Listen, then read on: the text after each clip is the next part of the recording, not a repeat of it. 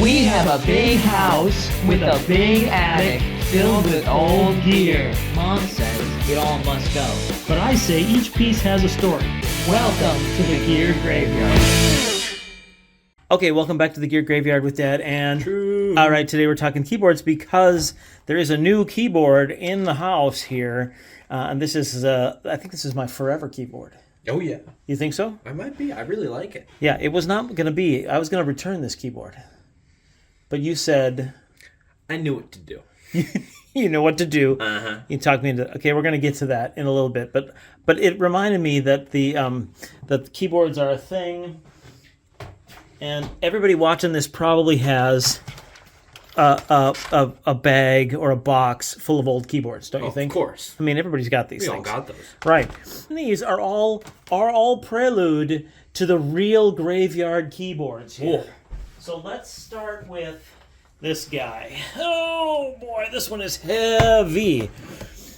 What do you think of that guy? Let me give it a little spin. Give it a little spin. Ooh. Well, obviously no space bar, but that's... The space bar is okay. there's a story there, so we'll tell the story in a second. I like the typewriter kind of feel of this thing. Yeah. This one goes back to I think this came off an old IBM PC. This is a 35-year-old keyboard. This is super old, and the only reason it doesn't have a space bar is because you guys played with it when you were little. And I think the space bar is in the attic somewhere, and then if I were able to put it in there, it would work, but I haven't been able to find it. But here's the thing that was very little known at the time about these keyboards, is that they do have keycaps.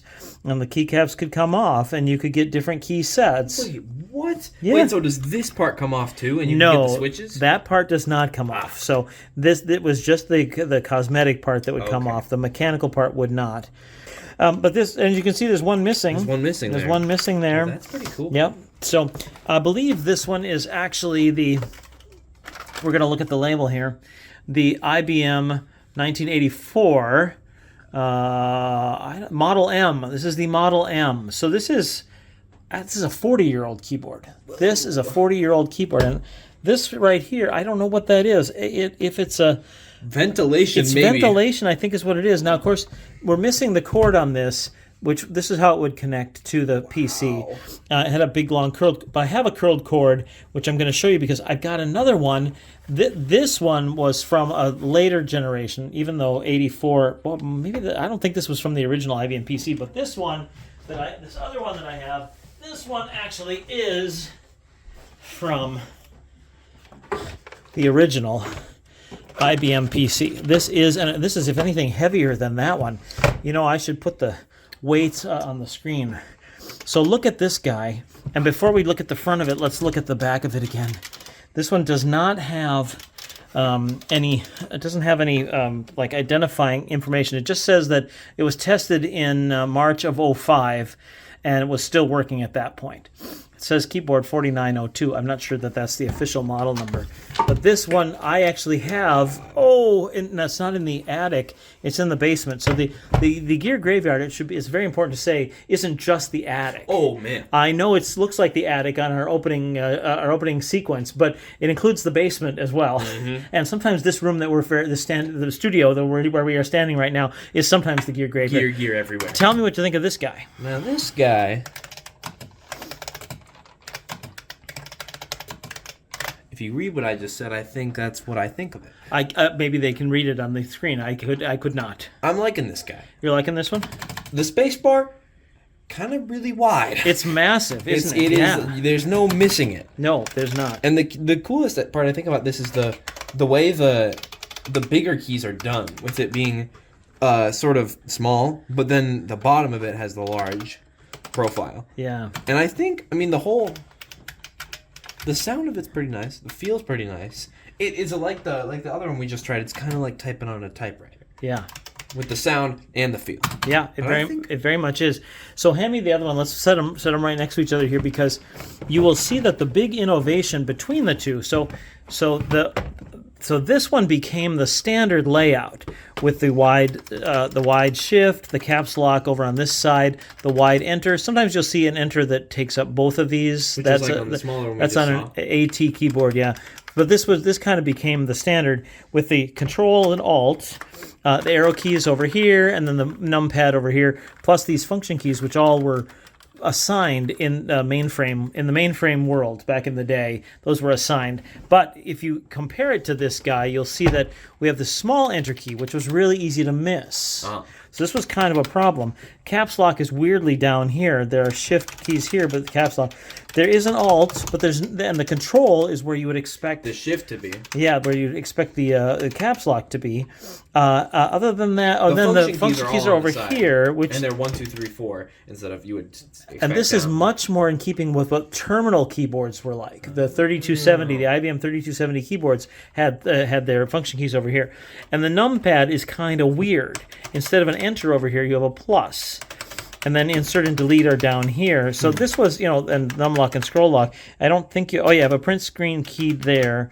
And escape is tucked in there. So this one, this one was a standard for a while, but then it got improved on. And that's what the other one was. So I think this also does have keycaps. I'm going to just gently peel them. No, maybe I'm wrong. Maybe this one doesn't have keycaps.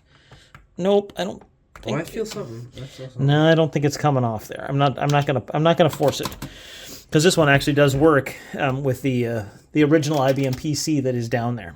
So, all right. Well, that's enough with the old keyboards. I'm sure that people watching this are into the old keyboards as much as I am. I think these are very cool.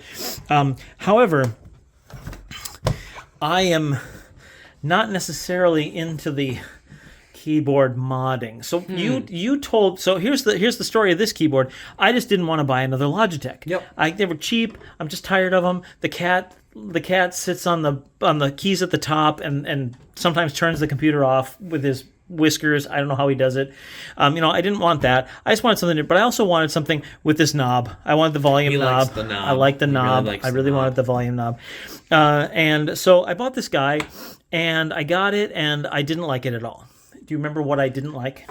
There was a lot of things you didn't like. There were a lot of things I didn't like about this keyboard. The biggest one was the sound. The sound, the thwacking. I couldn't handle the thwacking. I could not handle it. The second was that there was no tactile press. No tactile press. You brush across it and it would press. Yes, and I couldn't tell when it was actually going to be up. Yeah, so number 3 was actually this screen right here, which you thought you would like. I thought I would like the little screen, but you know what? I bought it. I didn't really care about the little screen, but I thought I would like that. I bought it for the knob and the controls here. I mean, I thought the little screen, but the little screen, I couldn't get the correct time on there. I had to. Ultimately, let's see. Have we covered all the things I didn't like about this? I think, because there were a lot of things that I didn't like about it, and I almost put it back in its very cool box. It's a very nice box. Let's show the very cool box. I almost put it back in its very cool box and sent it back. So this is the Ajazz keyboard. I will put up the model number. I can't actually remember. I can't remember. Is it on here? No, it's actually... So. Oh, there it is. Yep, AK35i. That's an I. It's up here. Oh, yeah. AK35i version 3 Max. That is the one.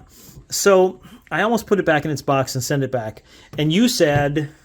You can fix this. You said I could fix it. And I think when it comes... Your keyboard philosophy has always been, buy a crappy $20 keyboard, throw it back, get a new one 3 years later. Right. And I'm used to those Logitech keyboards. They're not terrible. They're fine. I like typing on them. They're okay. But when you see something like this, $120-ish, $100. This is about $100. $100 keyboard that has a really sturdy frame, great keycaps, and a solid body to it. Yes. You know you can fix it up. Well, you can get it to your standards. See, but this is what I didn't know. This is what you had to teach me, is how to get it up to my standards. So, a couple problems. Number 1 was the thwacking, which I think was the easiest, or the one that we ended up spending the most time to solve. The solution for this was different keys. Different switches, right? Different switches. Different switches, yeah. So instead of having the thwacky keys, which you'll hear at some point in the video. Yep. Now we have...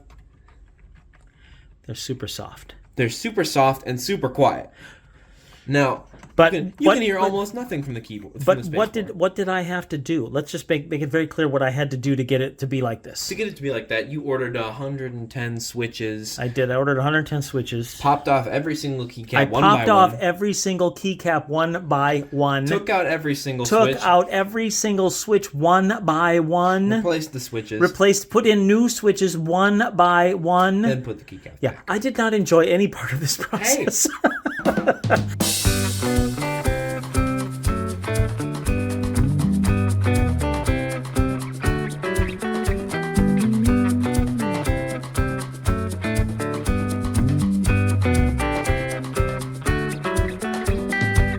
Okay, I'm sure there's somebody out there who loves doing that, Yep. and God bless you for it, because I didn't even enjoy this part. I didn't even do this part.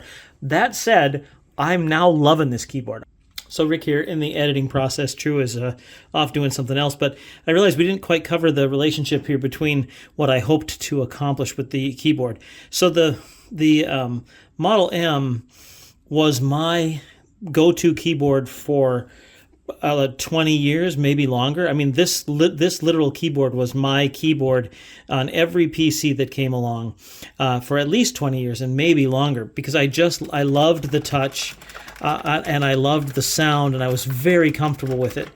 And once I got away from that to the membrane keyboards, and obviously I kind of got used to something a little bit more quiet, but still, when I type on this, I remember that this was kind of the standard against which everything else should be measured. So when I was trying to get a new keyboard, my goal was to get as close to that as possible. With the obviously the layout being the same, that was a critical thing. I don't do the smaller keyboards, and the touch as close to this, but if a little bit more quiet was my goal. And what I found in the Ajazz is that the build quality is very similar. It's very hefty. It's very heavy. It sits on the desk. It does not move around very much. I'm gonna weigh these and compare these. I'm sure it's lighter, but at the same time, it's just got a heft to it that feels really good. And the touch, even though it basically is much more quiet. You can hear the difference. It's much more quiet. The touch is almost identical, and that is because of the switches that I got. And I'm going to put the switch that I bought up on the screen so you can actually see that. So basically, in this process, I wanted to come back to it, which I was able to do with Truman's help, to get the right switches and to get it all into a situation that I could actually be comfortable with. And now I'm feeling like I'm back in the glory days of keyboards.